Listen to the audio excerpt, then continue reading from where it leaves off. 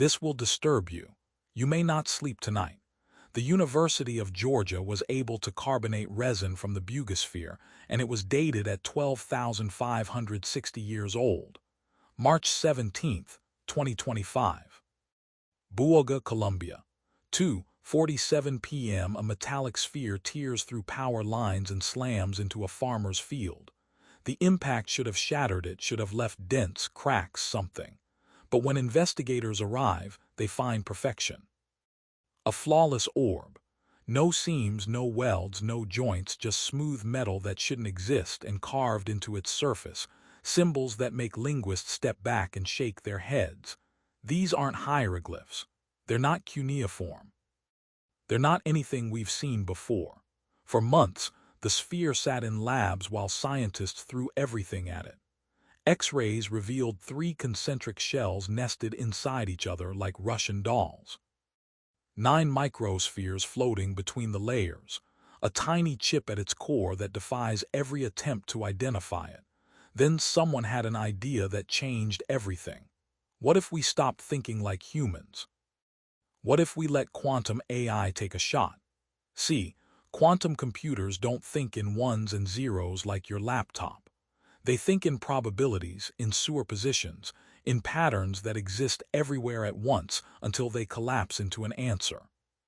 When researchers at MIT's quantum lab fed those mysterious engravings into their newest system, something impossible happened. The symbols weren't random. They were equations, not just any equations. These patterns match the fundamental constants of our universe. The fine structure constant that holds atoms together, the golden ratio that nature uses to build everything from galaxies to seashells. Mathematical blueprints that shouldn't be carved into a sphere that crashed in Colombia. This isn't science fiction anymore. This is happening right now. Quantum AI didn't just decode symbols. It revealed something that makes physicists uncomfortable. Something that suggests whoever made this sphere understood reality at a level we're only beginning to glimpse. According to sources inside MIT's quantum research lab, the breakthrough came at 3:00 a.m. On a Tuesday. They'd been stuck for weeks. Classical computers kept finding nothing. Pattern recognition software failed. Even neural networks trained on every ancient language came up empty. Then someone suggested something radical. Feed the symbols into IBM's Condor processor, link it with Google's Sycamore quantum cloud, and let these machines think in ways we can't. Here's what makes quantum different. Your laptop checks passwords one at a time. A quantum computer checks billions simultaneously.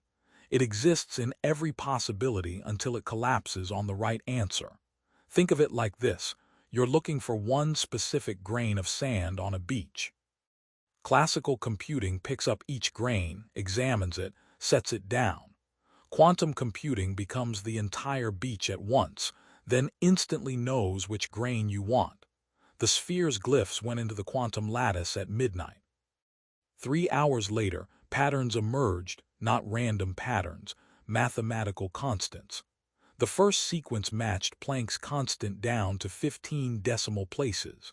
That's the smallest possible unit of energy in our universe, the number that defines quantum mechanics itself. The second sequence, golden ratio spirals, the same mathematical pattern in hurricanes, galaxies, and DNA helixes, nature's favorite number carved into alien metal. Imagine if your phone could try every password at the same time. That's the speed we're talking about. This isn't tomorrow's technology. IBM and Google are running these systems today, right now, and they just cracked a code that shouldn't exist. For 72 hours straight, the quantum processors churned through possibilities. Each layer of symbols revealed new constants, the speed of light, the gravitational constant, numbers that hold reality together. The sphere wasn't speaking in words. It was speaking in the language of the universe itself. But here's where it gets uncomfortable for scientists. These aren't approximations. They're exact, more precise than our best measurements. Whoever made this sphere knew physics better than we do. The ratios were just the appetizer. The real meal was hiding in the deeper code. The second layer of symbols changed everything. When the quantum AI mapped these patterns, they weren't numbers anymore. They were frequencies, resonance patterns that made the research team stop and stare, because they'd seen these patterns before. LIGO detected them in 2015, gravitational waves from colliding black holes. The sphere's engravings matched the frequency signatures perfectly. Not similar, identical. How does a metal ball in Colombia contain the sound of black holes colliding a billion years ago? Layer 3 got weirder. The patterns shifted into orbital resonances. Jupiter's moons dancing in perfect mathematical harmony.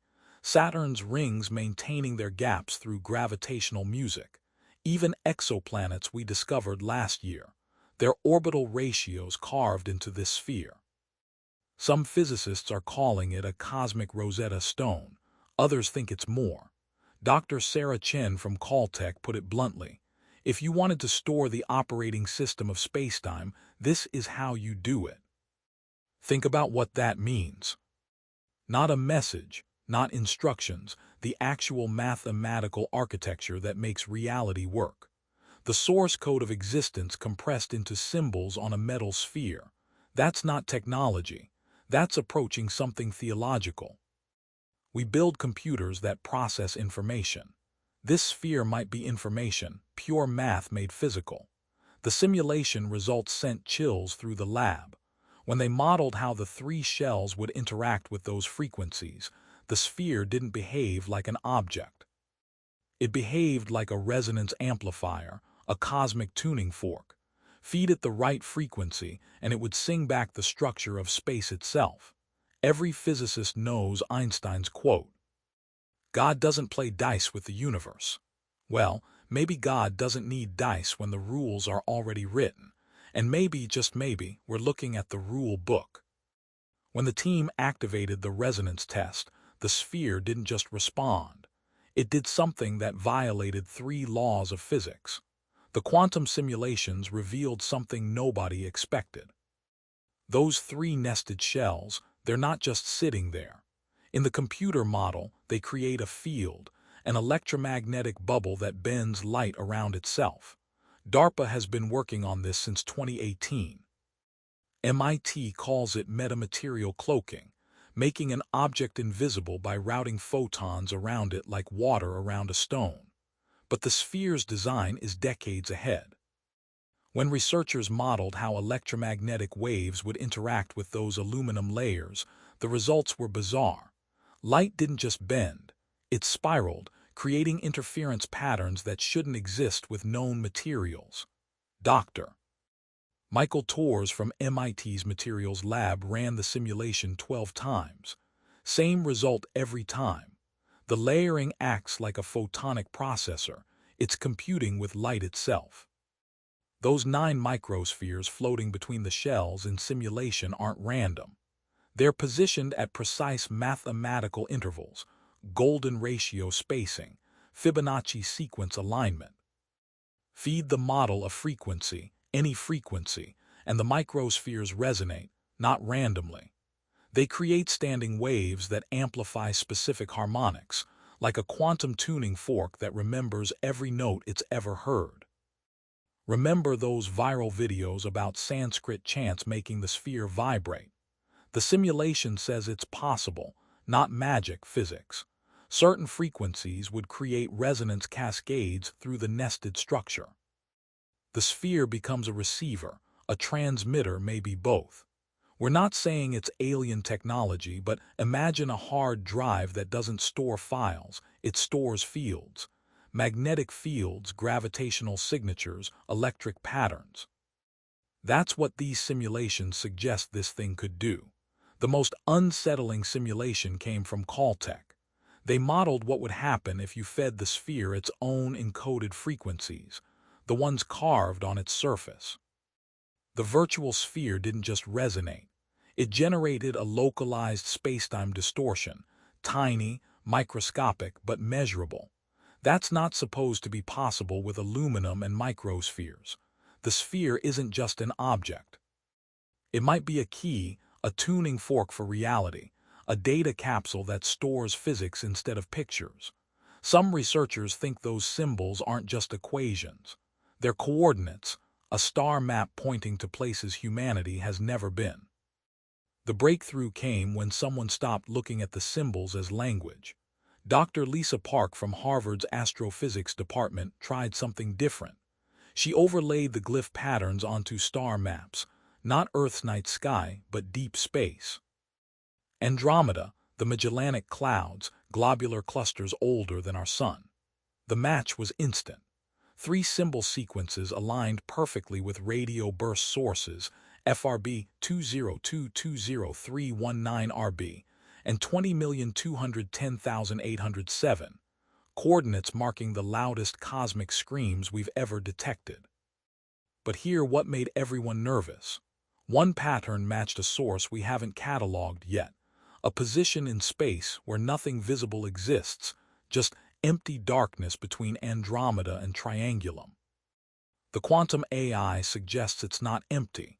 Something's there, waiting. Think about what we did with Voyager's golden record. We carved our address into metal, music, math, DNA sequences. This is humanity. This is where we live. What if this sphere is the same thing? Not from here, from there. A probe carrying not just information, but navigation.